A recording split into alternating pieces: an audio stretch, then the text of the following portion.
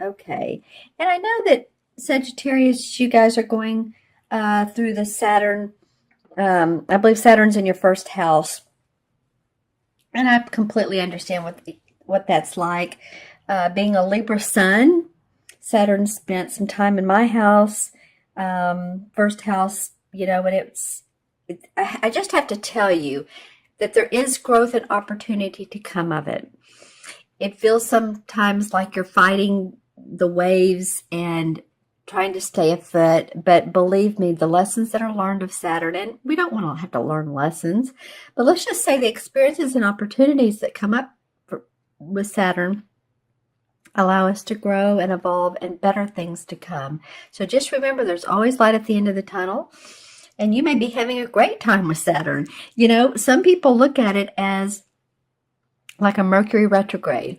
When Mercury's in retrograde and things feel stalled, delayed, then it does. It feels that way.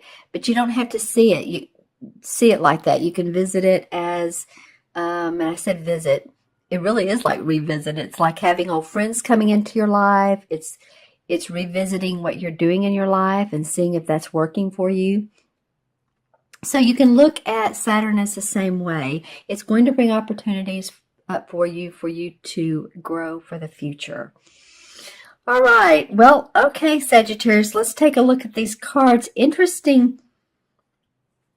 I'm going to put these two over to the side so you can actually see. The first three cards are all women. Interestingly enough, the card depicts women. So, you have some feminine intuition, second chakra stuff that would be good to work with. Second chakra is, well, like the color of this candle right here. As you can see, it's sort of an orange. That's in your lower abdomen area.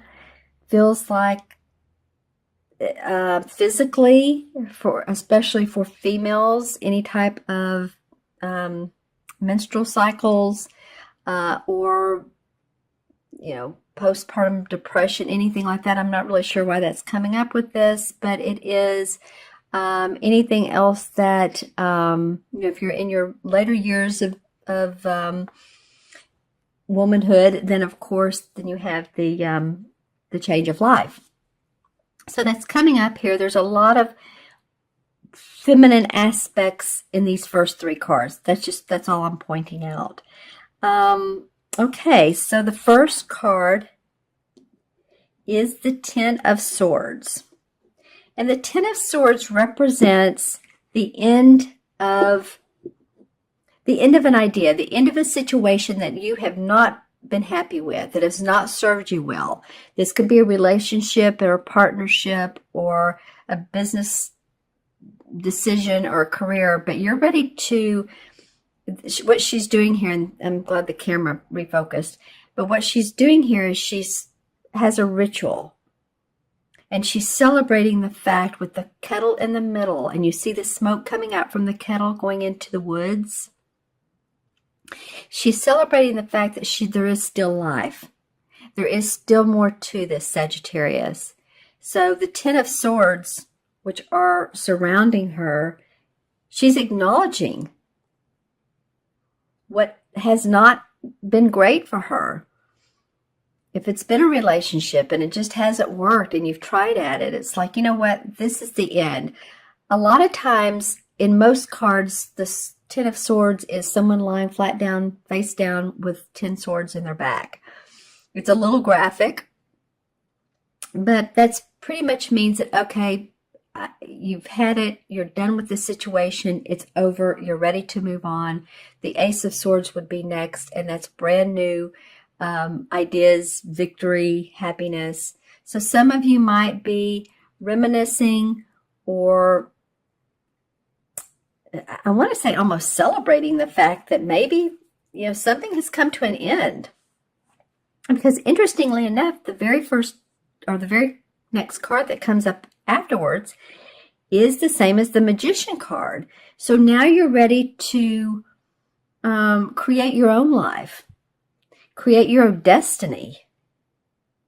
This may have felt like that your destiny was in other people's hands, but you're ready now to create anew. Even in this Saturn period, it's, hey, no time like the present to tune into who we are and create what we want. And she has the pentacle for money, the cup for her emotions, the sword for ideas and thoughts, and of course the wand for inspiration. And so you could be, on in the physical level, you could be leading a project. You could be owning or opening up a new business. You may own a business, and you just have some new implementation of ideas that are exciting you. But it feels like for a lot of you Sagittarians, you're ready to move forward after this, whatever this Ten of Swords. A lot of times the Ten of Swords is like, it can even mean something drastic has happened in your life. Maybe you've had someone who didn't treat you well, or there was it can mean physical violence. So I'm not putting that out there. We don't want it to ever be, but you're past it. You're getting over it. You're creating anew. Thank goodness. And for those of you who are still maybe in a situation, then of course there's always support and there's help, right? Okay, so on to the new, and interesting, see the hats there. The next card is the High Priestess. Now I love this card, and I love the High Priestess because she represents our internal spiritual selves, who we can turn into and tune into when the going gets rougher and the chips may be down a little bit. But it's not only that. The High Priestess, she's a knower and a seer of all things spiritual. I mean, she understands that there's cycles in life where they're not so great. Life is not, a bowl of cherries or a day at the beach. But she understands that this too shall pass, and she really goes into herself and she creates magic with this. She pays attention to the moon. And I think I said at the beginning of the video, I hope I did, that the new moon is in Sagittarius. Yay, you guys. I don't think I mentioned it, that the new moon in Sagittarius on the 29th of November. It's a great time to benefit from new ideas and information. So pay attention to what others are saying. Pay attention to your own intuition, because this moon right here is a reflection of what she's creating. So she's tuning into the stars, the skies, the planets. If you're an astrologer, if you're into astrology, you may really want to pay attention to your astrology, your sun, moon, and natal chart, and where those lie. What am I seeing in this? See how the moon reflects right down here in the cauldron? It's a reflection of the moon. So she's intuitively channeling this information and creating her own essence. It's very similar to this. These two are, the only difference really is this one is because it's a darker color, not warmer, but darker, bluish. It's actually a cool color. But this is a little bit more spiritual, a little bit more intuitive. This is knowing your inner self. This is creating and manifesting in the outer. This is manifesting in the inner, your inner world. Interesting. So 2 major arcana cards in a row. Okay. And then the 4th card is the 6 of Chalices. And this is really a cute card. I love the 6 of Chalices anyway, and it always depicts 2 kids, always cute little kids. And as you can see, they've had their picnic and their silverware out, and their cups and their dishes and their they're in this meadow and holding hands with this canary. I guess the canary represents cheeriness and songbird, right? Singing. So the Six of Chalices can mean that you're revisiting those old childhood memories. You're thinking of those. You're remembering those. And remembering those in a very loving way for the most part. I'm looking at, yeah, I think for the most part, because I look at who matches who or who faces who, that this card is one of past memories. You may come across one of your annuals, yearbook, whatever you called it in your high school, junior high, or fraternity, sorority, if you're, college. But you may come across one of those and flip through the pages and look at the pictures and really, think about that. Or one of your elementary school pictures, you might be getting those out and say, oh my gosh, look, I remember her. I remember him. Wow, look at my teacher. And that is always such a fun thing to do. Since I've, been in the process of moving, I've tried not to look at pictures too much because there's so much else to do. But the one day I took about 20 minutes, it was a blast. So it might be that some of you are just rethinking about childhood memories, hopefully keeping it in a positive way. We'll see what the clarification card is. Every so often, this card can come up and mean a memory that you didn't like, and you've had to let go of limiting beliefs because maybe you and your father didn't get along, or you don't feel like you were heard or treated right. That can come up. So, that it can all come up. This could be the end of November, a little bit emotional for some of you. The last card is the Two of Wands. Well, the Two of Wands is basically about clarifying what you want to do in your life, your work. She's happy. I mean, she's at her home and she has this orange door, which is, again, about second chakra. And she's waving. So it's the beginning of, after the Ace of Wands, where there's this new idea, there's this new inspiration. She's now started to pull it together. So it could be you and a partner working together, or a lover, or, romantic relationship, you and another person, because two is always about duality or the coming together of two. But it can just mean that you're starting to see reflections of a happy life through what you're doing, that your home is important to you, and that you're reflecting on how I can make it more cheerful, adding pillows, adding artwork, adding furniture, or taking out what you don't need any longer, taking out the pieces that you don't want. I say pieces of furniture, and adding in a few touches that you do. Bring in flowers, because that feels to me like that's creative inspiration for you guys. Okay, my friends, you really all have 5 cards, and I had to choose them because they fell on the floor. So I'm not going to ignore that. Let's pull some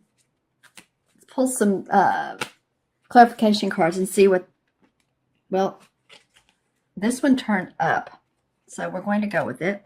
That's the Four of Swords. That's about needing rest, meditation, so that you can, rest up. If you've been tired, or if the Saturn has been a behind, a bee in your behind, a bee in your bonnet, then take some rest in R&R. Which is actually the same thing. But as you can see, this also denotes a little bit of spiritual flavor with the symbolism. And it almost looks like he's at a church or at a spiritual synagogue, whatever it may be. So in doing so, that you will gain your inner awareness. You'll feel like when you get out of this mode, that you're ready to move again, ready to go again. Some of you may have had surgery or just need to rest your body if you've been sick. That sometimes comes out of this as well. Okay, well, the Six of Rods flew out. Sagittarius, for some reason today, the cards are active with you. Six of Rods is about being acknowledged and celebrated and accomplished by other people. In your organization, in your work, the great work that you've done. So that's awesome that comes up. I don't even know which card it comes up around, but it did come up. So some of you really seeing some acknowledgement around that. The Hermit card, again, taking a time out. It's in reverse. The World card, if you do that, then you're going to see huge accomplishments, huge growth. And the Ten of Pentacles has to do with your money, feeling in place, family inheritance. So some of you may be receiving some of that. And the Sun card, oh my gosh. So the clarification cards are actually pretty nice. Wow. If you can see here, especially these four, but also the Hermit. I mean, this is celebration, acknowledgement. This is money, finances, wonderful with generational finances. I mean, the World card is the last one of the major arcana. So it's all things accomplished. It's seeing enlightenment. It's getting to understand who you really are and the purpose and accomplishment, like I said, around that. And the Sun card is just cheerful, happiness, optimism. So stay focused. Go into your inner guide, your inner self, and see what happens when you do that. You know, the Hermit card also asks you to do that, to light your own lantern. Go on your own path. Go outside, you know, sometimes when you want some quiet time. What are the stars telling you? What is the earth telling you? And meditate on that. Well, Sagittarius, okay. Let's add up these cards numerologically. So we have 10, 11, 13, 19, and 21. Well, it's interesting. That's what came up for the last reading, and I believe that was Scorpio. It's 2 and 1, so 3 may become a message from the universe. It's about expression, you guys. It's about expressing. Okay, what feels to me is expressing yourself in your most, your highest. How do I want to say this? The best way you can. Expressing your values, expressing your heart, what you want in life, and not only talking to other people about it, but write it down. Make some notes to yourself or mental notes to yourself. How do I want my life to look? Because you got a variety of cards here that really talks about that.